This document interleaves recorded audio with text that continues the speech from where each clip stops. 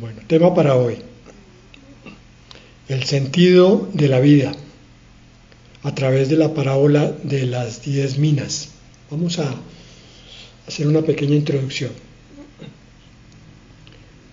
Cuando miramos los grupos que se forman en la vida, podemos distinguir claramente dos grandes porciones de seres humanos. Muchos están entretenidos con cosas superficiales de este mundo.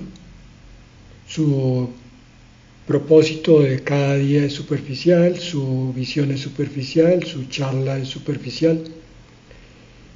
Y aún dentro del cristianismo encontramos muchos preocupados por trivialidades. ¿Qué llamo yo trivialidades en el cristianismo? Personas que de pronto están muy pendientes de ciertos aspectos de las doctrinas, de las enseñanzas.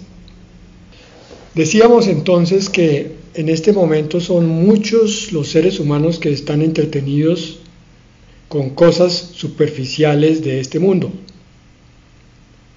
Están pensando en qué van a hacer mañana, pero no qué van a hacer dentro de 5 años o 10. Están pensando cómo cambiar sus posesiones, pero no están pensando en cómo hacer crecer su interior. Aún dentro del cristianismo hay mucha trivialidad. Hay discusiones doctrinales absurdas que producen divisiones, que producen rencillas, pero el verdadero sentido de una vida real con Dios se ha perdido, aún entre muchos cristianos. Es una visión muy eclesiástica, más bien. Su cristianismo depende de la iglesia, pero no depende de Dios. Eso se ve manifestado en que pocos son los que meditan en cosas profundas. Y esta parábola de las minas nos va a tocar al menos 4 aspectos. Primero, el significado de la vida presente. ¿Qué es tu vida? ¿Para qué la tienes? ¿Para qué te fue dada? Segundo, el significado de la mayordomía. ¿Realmente somos dueños de las cosas que creemos que poseemos o solamente somos administradores? Tercero, el sentido de la gratitud. Creo que nuestra gratitud con Dios en muchas partes está bastante olvidada. Y por último, el sentido de la vida futura. Es increíble, pero dentro de muchos contextos cristianos no se tiene una noción clara de qué es el milenio, la eternidad, el apocalipsis y toda la escatología. No son temas importantes para ellos. Están esperando de pronto solamente promesas de que les va a ir bien y lo demás no importa. Insisto, esta parábola de las minas es muy importante. Está en Lucas 19:11. Quienes habían murmurado escuchaban estas cosas, y Jesús prosiguió con una parábola, porque estaba cerca de Jerusalén, y ellos pensaban que el reino de Dios se manifestaría inmediatamente. Los judíos, en su gran mayoría, los fariseos, estaban esperando a un Mesías más bien de corte humano, pero libertador de la opresión de los diferentes pueblos que habían avasallado a Israel. En este caso, por esta época era de los romanos. Los mismos judíos que tenían la palabra de Dios no buscaban las cosas eternas, y ellos estaban divididos también en sectores o sectas.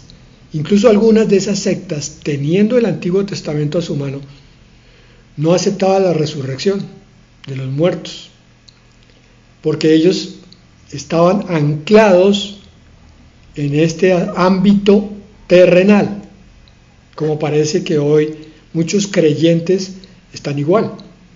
Solamente piensan en lo de aquí y lo de ahora. Lo demás parece no tener importancia. Porque siempre ha sido un problema común para todos los hombres, incluso los creyentes, que queremos tener un Salvador a nuestro acomodo. Un Dios que no nos talle, un Dios que no venga a decirnos eso que estás haciendo está mal. Queremos un Dios que solamente nos bendiga, nos alabe y nos lleve al cielo sin mayores tropiezos ni esfuerzos. Pero resulta que no es como el hombre dice, sino como Dios dice. Entonces el Señor va a enseñarles a los judíos que hay una nueva manifestación, una nueva revelación de la verdad, a la cual nosotros tenemos que hacer buen caso siempre, porque espero que ya se hayan dado cuenta todos los oyentes que a medida que vamos avanzando en nuestra vida cristiana vamos entendiendo más y mejor las cosas, pero eso requiere un esfuerzo. La revelación requiere un corazón dispuesto. Aquí el Señor empieza a enseñarles sobre su segunda venida. Dice en el versículo 12, dijo pues, un hombre de origen noble se fue a un país lejano para recibir un reino y regresar después. ¿Por qué esto? Porque estos judíos que lo están oyendo pensaban que era una sola venida del Mesías la que había que esperar.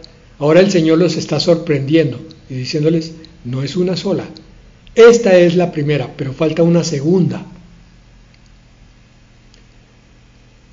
Igual es necesario oír bien claro lo que el Espíritu Santo enseña sobre las cosas por venir para esta nuestra generación. No debemos creer que ya tenemos todo aclarado y todo aprendido. Pasemos al versículo 13. Antes de partir, empieza la parábola, llamó a 10 de sus siervos, les dio una buena suma de dinero, igual para cada uno, y les dijo, haced negocio con este dinero hasta que yo vuelva. En Reina Valera del 60 nos habla de minas. A cada uno de los siervos le dio una mina.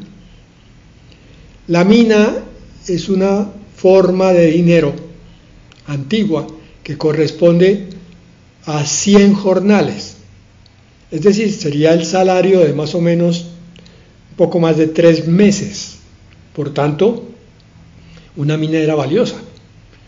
Entonces aquí en esta versión, la Reina Valera del 2020 dice una buena suma de dinero. Y ese símbolo corresponde para nosotros espiritualmente a las bendiciones de Dios. El Señor, cuando lo aceptamos como nuestro Salvador, nos dice, bueno, mira, aquí tienes algo para ti. ¿Qué vas a hacer con esto? Esta es tu vida de aquí en adelante. ¿Qué sentido le vas a dar? Por ejemplo, ¿qué harás con el perdón que yo te doy a ti? ¿Tú perdonas a otros entonces? ¿Qué vas a hacer con la gracia? La palabra dice, de gracia recibimos, de gracia damos. Se implica esto que hay un comercio activo a nivel de cristianismo, donde todos damos y todos recibimos continuamente. Estamos dando gratis porque nos dan gratis. Hay muchas cosas que se están cobrando en el mundo cristiano. Se ha vuelto cuestión de reuniones de mercaderes, pero la gracia de Dios ha sido gratuita. Por ejemplo, yo veo que se hacen negocios con libros cristianos. Muchos autores que han sido bendecidos, claro, deben vivir de algo, pero ¿por qué vemos libros de 40, 50, 60 mil pesos que muchos cristianos que no tienen suficientes recursos no pueden comprar? ¿Qué de justo hay en eso? ¿Qué vas a hacer con la santidad? La que el Espíritu Santo te está dando a ti, hijo. ¿Tú vas a ayudar a santificar a otros? Les vas a hablar de lo que está bien y de lo que está mal, para que todos sepan qué camino coger. Y en general, con tantas bendiciones que Dios nos da, ¿nosotros las usamos también para bendecir a otros? Ese es el propósito de esta parábola de las minas. Tú mires lo que Dios te ha dado y descubras qué estás haciendo y qué vas a hacer con ello. Versículo 14. Como los habitantes de su ciudad le odiaban, a sus espaldas enviaron una delegación con este mensaje: no queremos que éste reine sobre nosotros. El Señor Jesucristo aprovecha la situación para mandar un mensaje interlineado, entre comillas, para los fariseos que estaban oyendo, que no querían que reinara. Este es el problema principal y central de toda la enseñanza del Señor. Cuando alguien no recibe lo que el Señor está dando en forma de su palabra y con sus bendiciones, es porque en realidad no quiere que Cristo reine su vida. 19:15. Después de ser investido, regresó y mandó a llamar ante él a aquellos siervos a quienes había dado el dinero para saber lo que había negociado cada uno.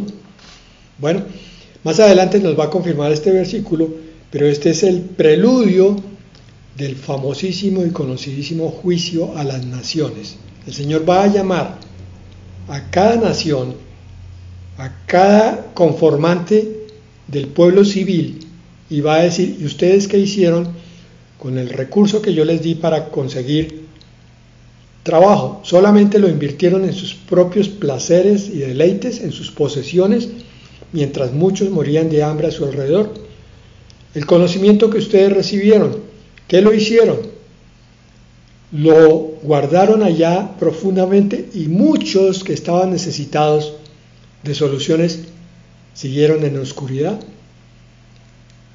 Como vemos, nada de que lo que nos ha sido dado es de desperdiciar, y mucho menos de no poner a producir. Por eso en el versículo 16 dice: se presentó el primero y dijo: Señor, tu capital ha producido 10 veces más.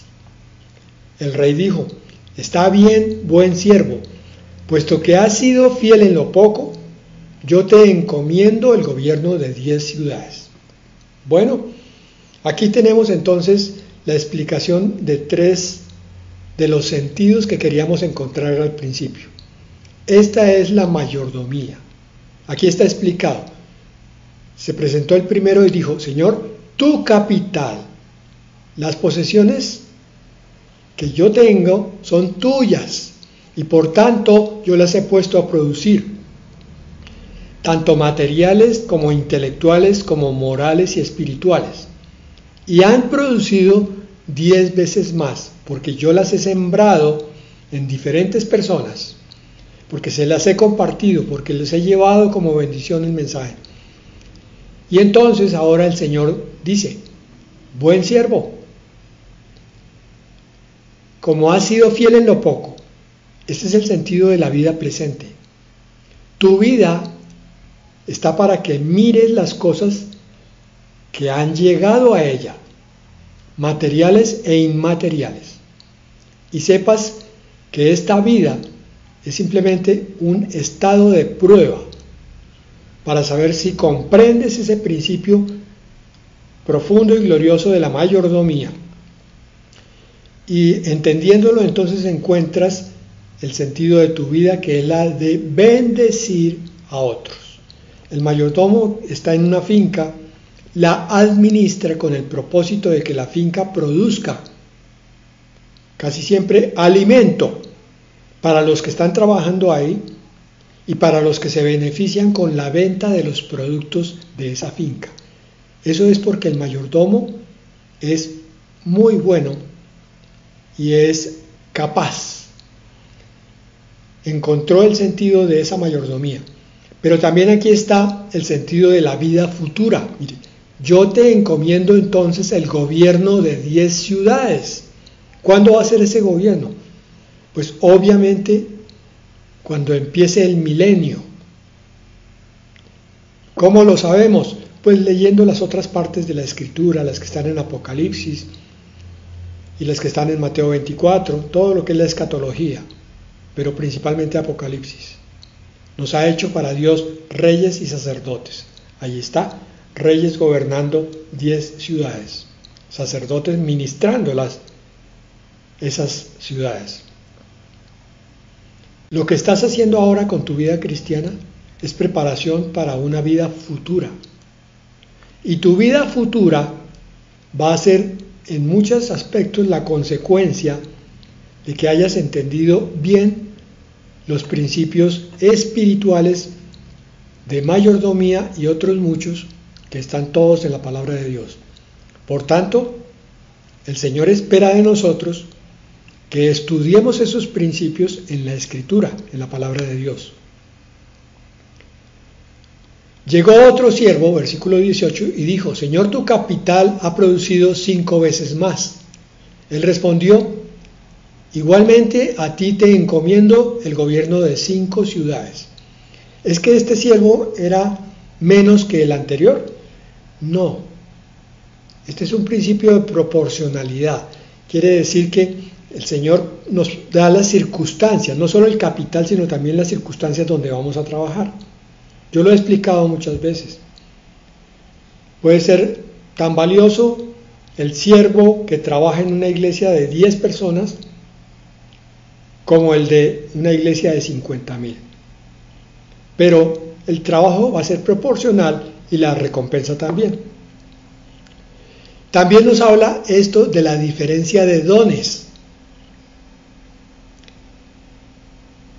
Lo que Dios le da a uno, quizás a otro no se lo da igual. Y por tanto nos está hablando esto de la necesidad de no juzgar al hermano, porque los dones del hermano son completamente distintos a los míos, y los dones del hermano producen unas ganancias distintas a las mías. ¿Quién es más, él o yo? Solo Dios lo puede juzgar en esa manera, pero a mis ojos somos iguales, y a los ojos de Dios también. Lucas 19, 20 y 21.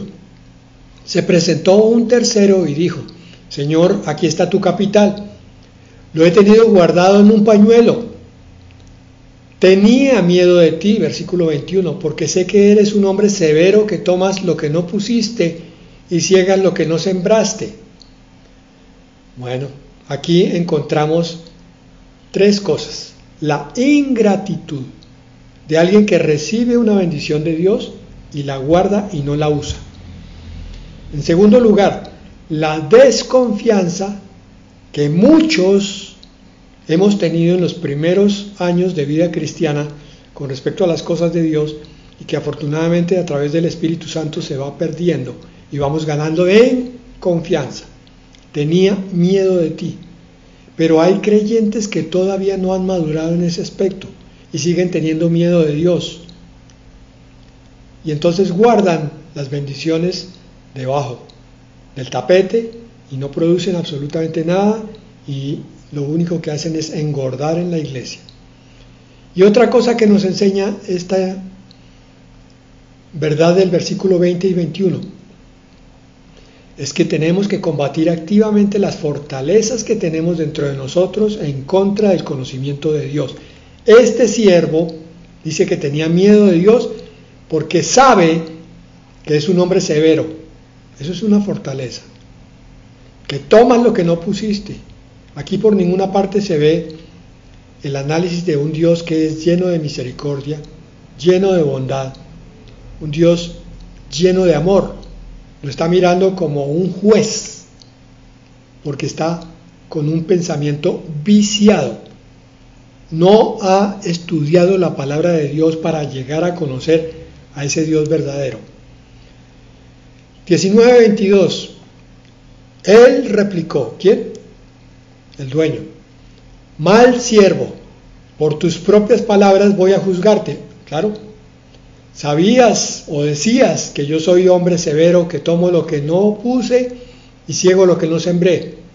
¿Por qué pues no depositaste mi dinero en el banco? De ese modo, al volver lo hubiera recibido con intereses.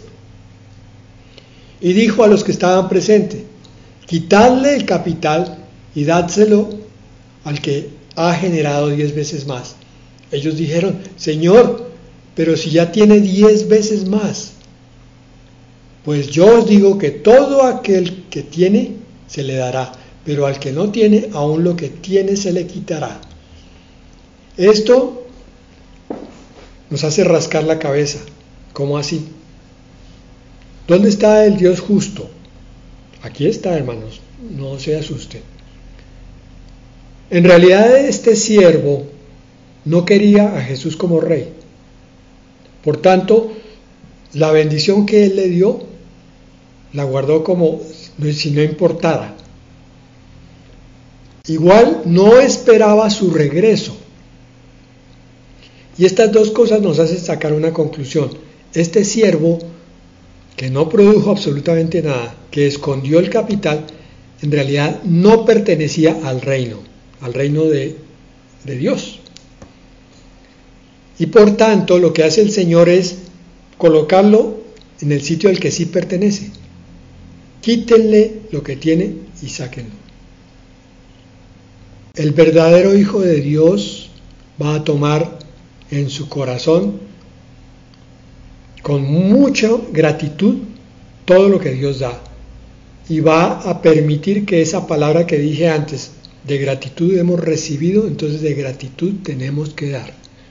La pone en su corazón, sabe que es un principio del reino y sabe que él va a ser bendecido en la medida en que ministre con esa gracia gratuita.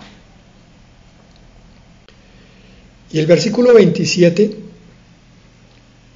es la conclusión que confirma lo que habíamos hablado de que aquí el Señor les estaba intentando enseñar del juicio a las naciones. Traed también a aquellos enemigos míos que no querían que yo reinara sobre ellos y decapitadlos delante de mí. Este es el juicio a las naciones incrédulas. Bueno,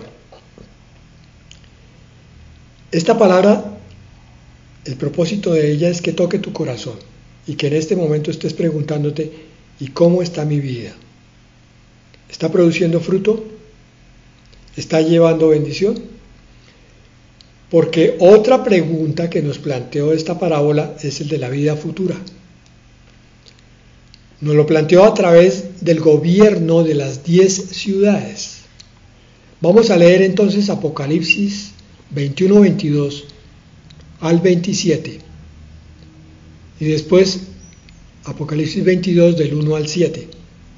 Para recordar, refrescar ese reino de los cielos que nos está esperando. Y ese sitio donde vamos a ir a trabajar por la eternidad. Apocalipsis 22, 21. En ella no vi ningún templo, porque el Señor Dios Todopoderoso y el Cordero son su templo. Mira, este es el propósito que tiene Dios a través de la iglesia actualmente, y es enseñarnos que la construcción física no es lo que importa, sino es lo constituyente, los constituyentes, cada una de las ovejas entendidas y amorosas de su venida. Allá vamos a estar presentes delante de Dios poderoso y el Cordero, quienes van a ser entonces nuestro templo. Vamos a estar congregados alrededor de ellos. Así que revisa tus conceptos, tu visión de lo que es una iglesia cristiana hoy en día. Versículo 23. La ciudad no tiene necesidad de sol ni de luna que brillen en ella, porque la gloria de Dios la ilumina y el Cordero es su lumbrera.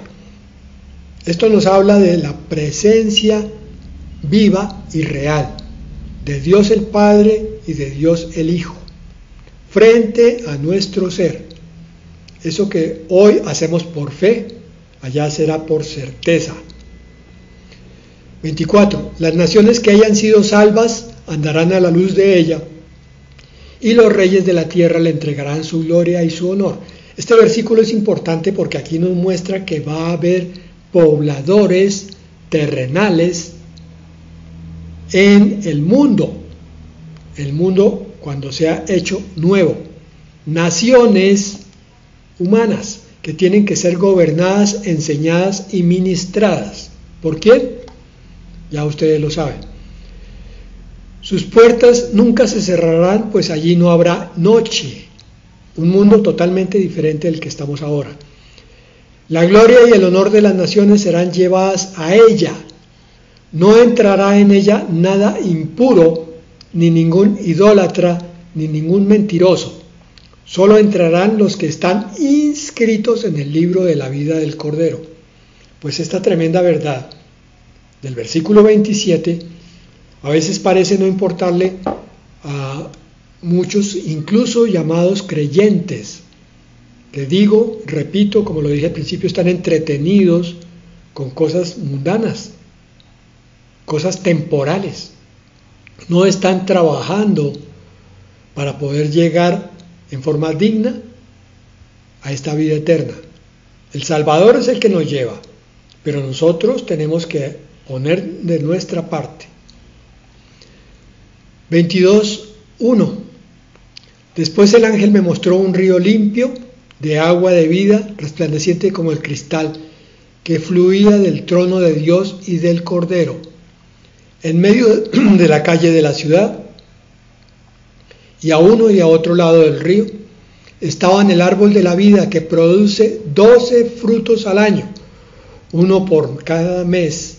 Las hojas del árbol eran para la sanidad de las naciones. Otra vez toca la palabra naciones en el mundo. Esto es diferente a la esposa del Cordero. Recuerden bien, no se me confundan.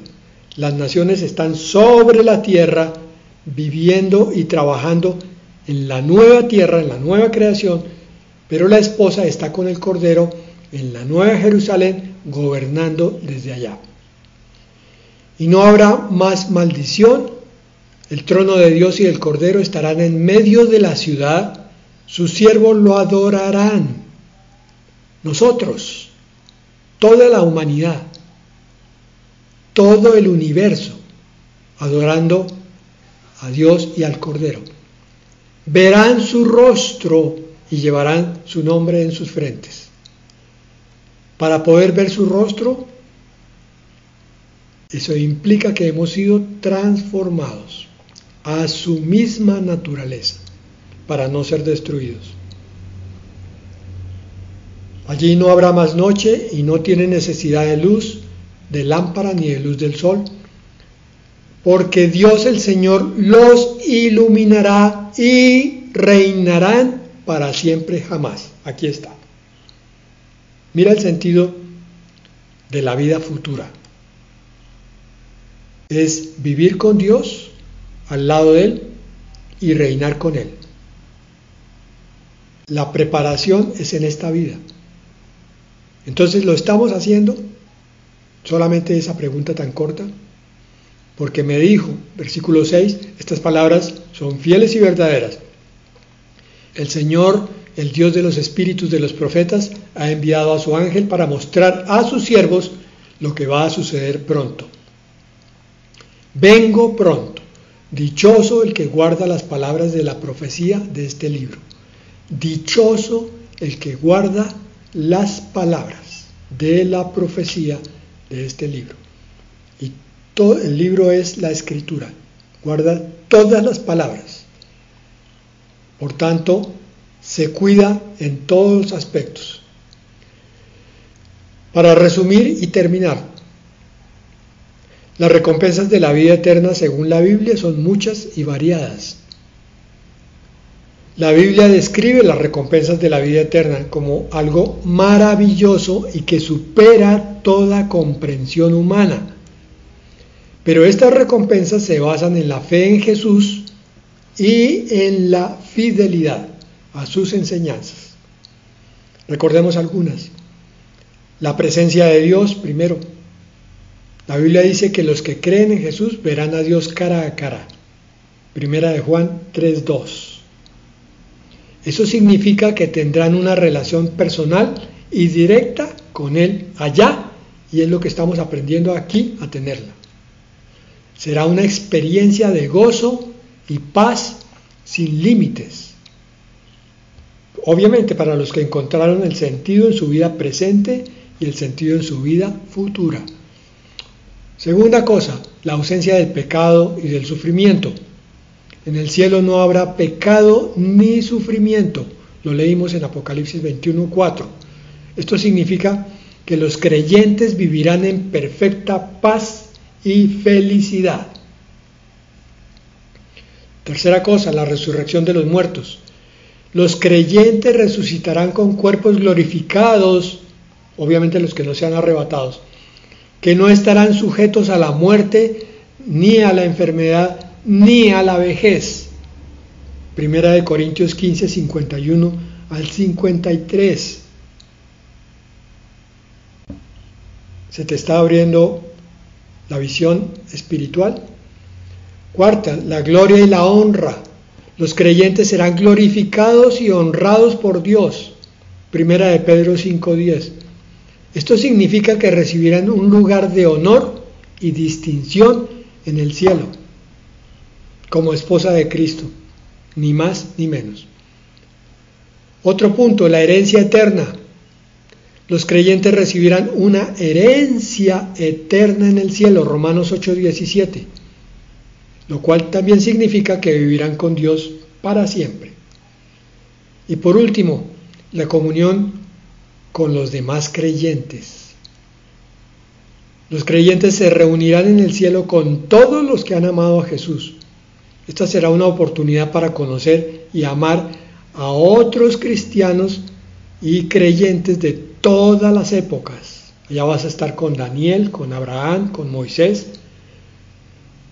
con tantos otros, los apóstoles, que es para maravillarse el considerar, el meditar en todo lo que Dios nos ha preparado. Entonces, las recompensas de la vida eterna son un regalo maravilloso que Dios ha preparado para los que creen en Jesús. Son un incentivo para vivir una vida piadosa y fiel a Dios. La vida eterna es la promesa más grande que se ha hecho jamás. Amén y amén.